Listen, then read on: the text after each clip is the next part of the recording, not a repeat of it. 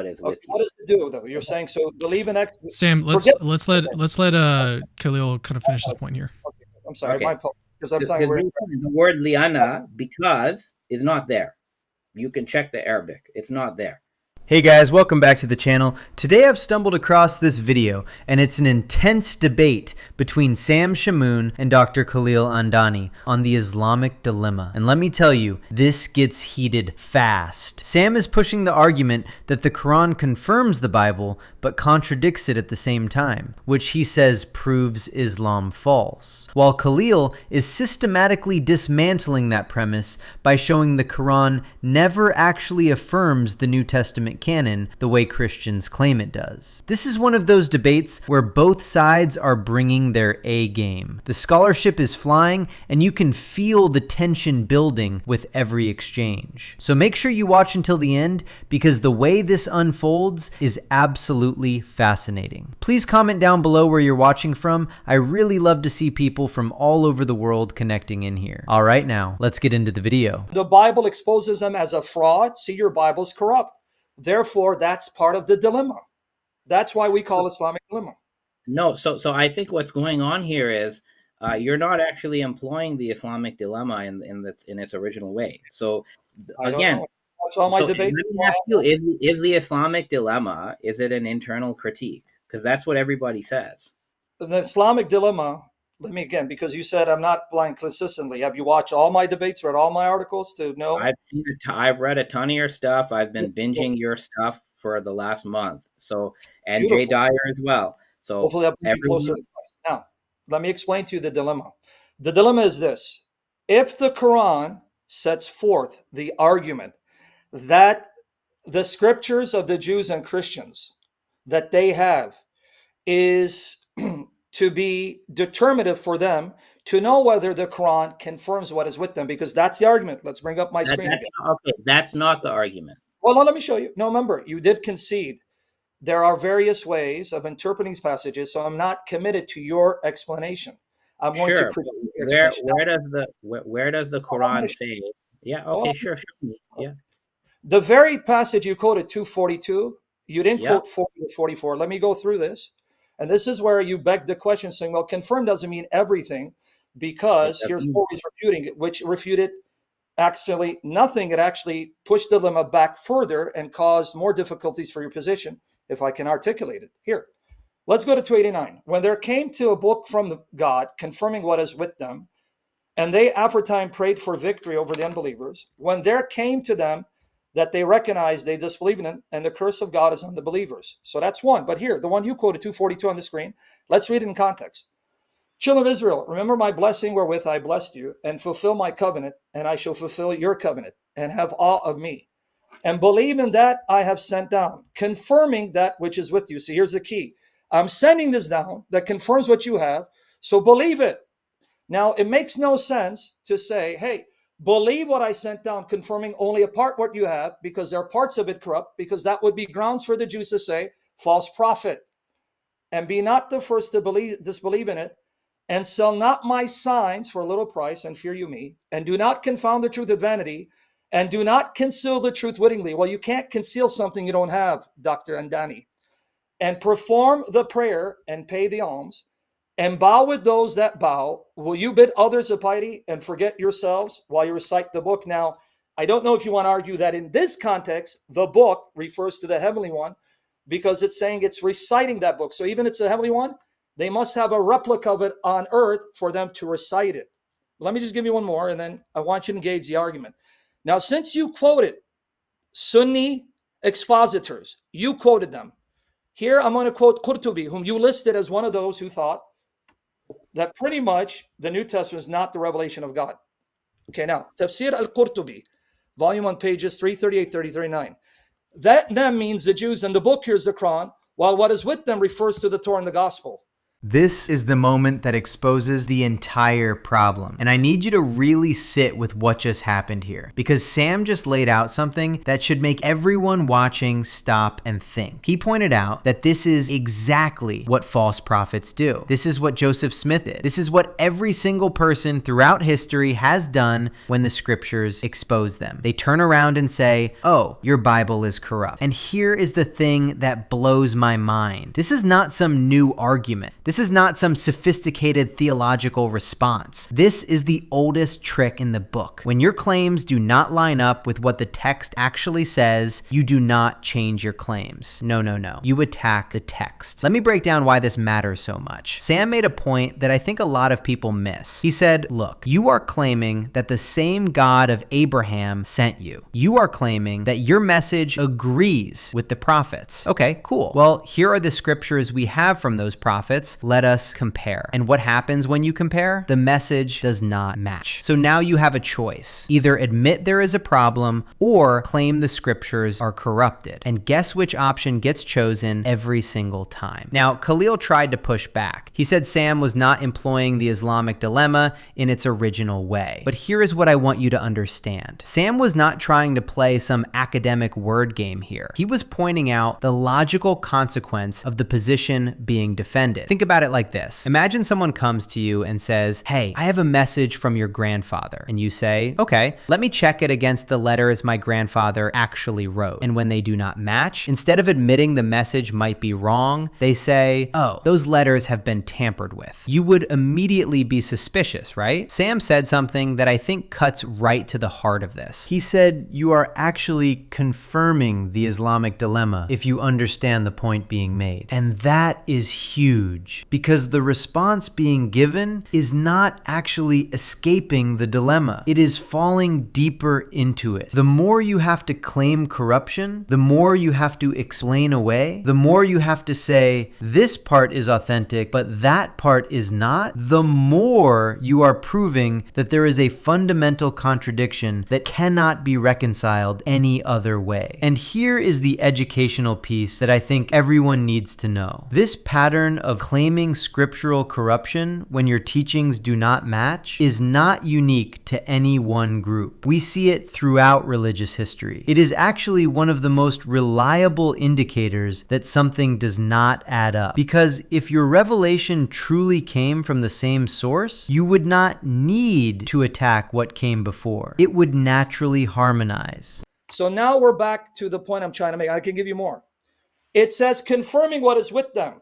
And here, a Sunni exegete who doesn't believe the Bible is uncorrupt admits what they had was the torn gospel. And the argument is this revelation is true because it confirms what you have. So my question to you is, here, what would the Torah and the gospel be in their possession? And then how can you tell me it's only confirming a part of it? Because that would be an argument against Muhammad. They'll say, oh, so you're saying our scripture's corrupt? All the more reason you're a false prophet. Okay. So number one, this is an internal critique. So if it's an internal critique, I have to repeat myself because you're sort of missing the logic of this. Educate me.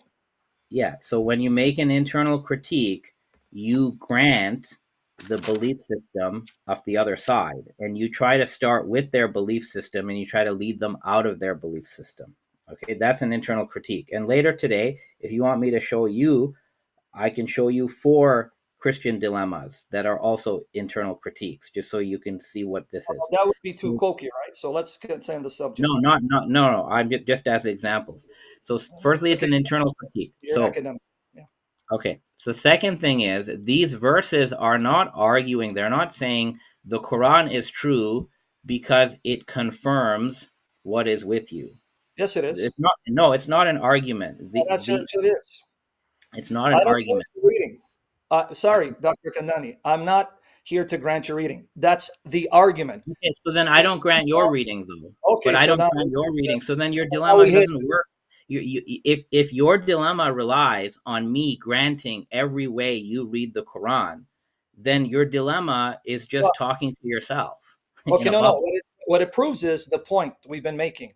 The Muslims cannot deal with their own scripture, So they have to argue the way that you're actually making my case. So I just want to make it clear how you're making my case. This is where you're up against the wall, because if you just read the text, someone comes to the text and not assume what you're assuming, just reading it, the argument is clear. You should believe this book because it confirms what is with you. But then the Jews are saying, no, it doesn't. It contradicts your false prophet. You see the dilemma, so you have to deny it, which you're actually making my case. This is your dilemma. You can't grant the plain reading because there's nothing in the context that says it only confirms a part of what they have.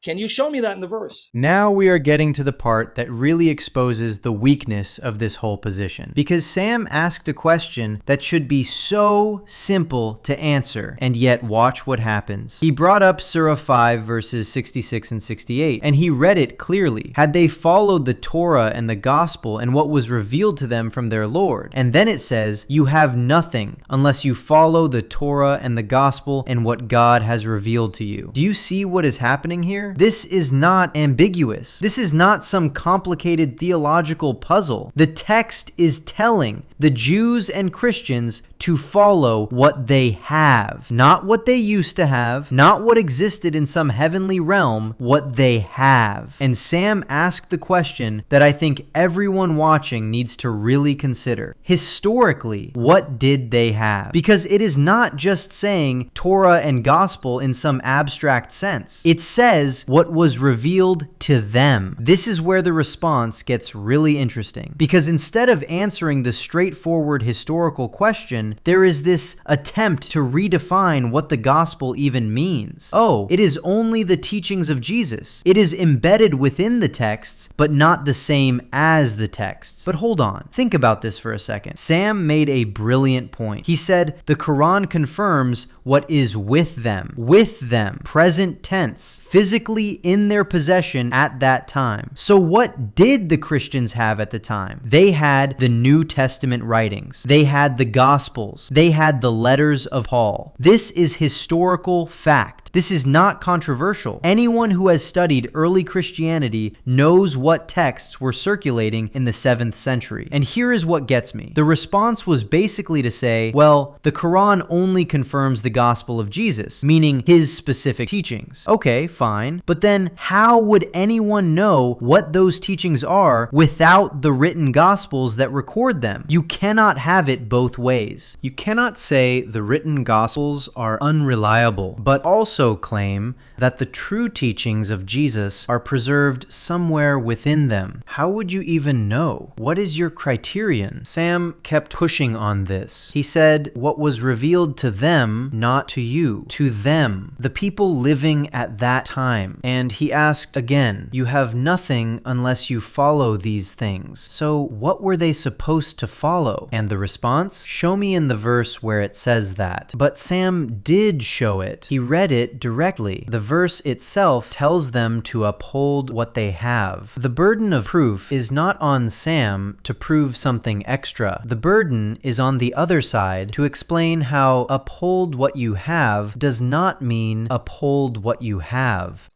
Okay, so two things. Number one, there's the word because is not there. It's not saying it doesn't say believe in the Quran because it confirms. The phrase confirming what is with you is describing, it's more like an adjective. It's just describing what the Quran does. It's not saying believe in X because it confirms what is with you. What does it do though? You're saying so believe in X. Sam, let's let Khalil kind of finish this point here. Okay. I'm sorry, Okay. my fault. Because I'm the word liana because is not there. You can check the Arabic. It's not there. So this is not presented as an argument the way you're claiming. Now, I get you read it that way, but I'm not obligated to. I don't mean to. I just want to bring up my article. You keep putting it down. Bring it up. So okay. Sorry. I apologize. Continue. I don't mean to cut you off. My apologies. Yes. I just want to bring it up. It's okay. So I'm not obligated to read the verse that way, okay?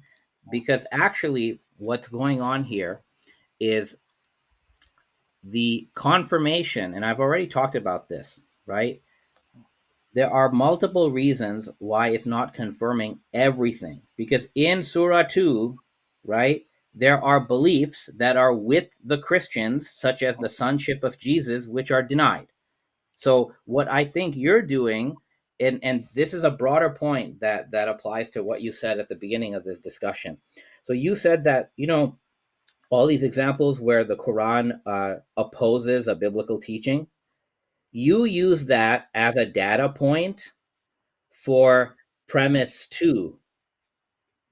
But that data is also relevant against premise 1. Okay? Do you understand what I'm saying? So Yeah, premise 1 is the Quran affirms the Bible or affirms the New Testament. That's premise 1. Premise 2 is the Quran opposes the teachings of the New Testament. But all the data that you furnish for premise 2 is a knockdown of premise 1.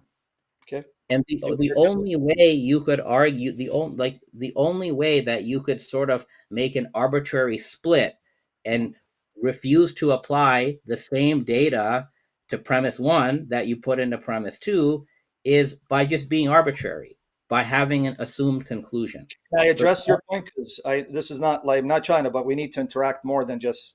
Okay. All right, this is where I need everyone to pay very close attention, because what just happened here is one of the most important exchanges in this entire discussion. Khalil made an argument. He said the word because is not there. It is not saying believe in the Quran because it confirms. He is trying to say this is just a description, not an argument. But here is the problem with that. Even if we grant that reading, it does not actually help. Because whether it is presented as an argument or a description, the Quran is still claiming to confirm what came before. The logical implications do not change based on grammatical structure. And then we get to what I think is the most revealing part of this whole segment. Khalil pointed out that in Surah 2, there are beliefs that are with the Christians, such as the divine sonship of Jesus, which are denied in the same surah. Now wait, think about what was just admitted. The Quran knows what the Christians believe. It is aware of their doctrines, and it denies them. But it also claims to confirm what is with them. So which is it? Does it confirm what is with them, or does it deny what is with them? Because it cannot be both, unless you add the qualifier that it only confirms some of what is with them. But here is the thing. That qualifier is not in the text. That is being read into the text to escape the contradiction. Sam gave an analogy that I think is absolutely perfect. He said, imagine I write an essay, and on page 1, I say, I agree with Cameron on his views. Then on page 5, I attack one of Cameron's specific beliefs. A charitable reader would say, okay, you agree with most of what Cameron says, except this one thing you called out. And that is fair. That is how normal communication works. But here is the key difference. When the Quran claims to confirm what is with the Christians, it does not say, except for these specific doctrines. It makes a blanket statement. And then in other places, it contradicts core Christian beliefs. Sam then made a point using John chapter 17 verse 3, where Jesus calls the Father the only true God. He said if I use that verse against the Trinity, you would tell me to read everything else in John 17 first. And then he asked the question that should resonate with everyone. How is what I am doing any different? How is asking you to read the Quran in context and notice that it both confirms and contradicts the Christian scriptures any different than you asking me to read the Bible in context? This is the thing that makes the Islamic dilemma so powerful. It is not about gotcha moments. It is about reading the Quran the same way we would read any text and noticing that there is a real tension here that does not go away just by redefining terms. And honestly, I think deep down, this is recognized because the amount of effort that goes into explaining why confirm does not really mean confirm, why what is with them does not really mean what is with them, all of that effort tells you something. If the answer were simple and straightforward, it would not require this much work to defend. So what do you guys think of this? Leave your thoughts down in the comments, please like and subscribe, and I will see you in the next video.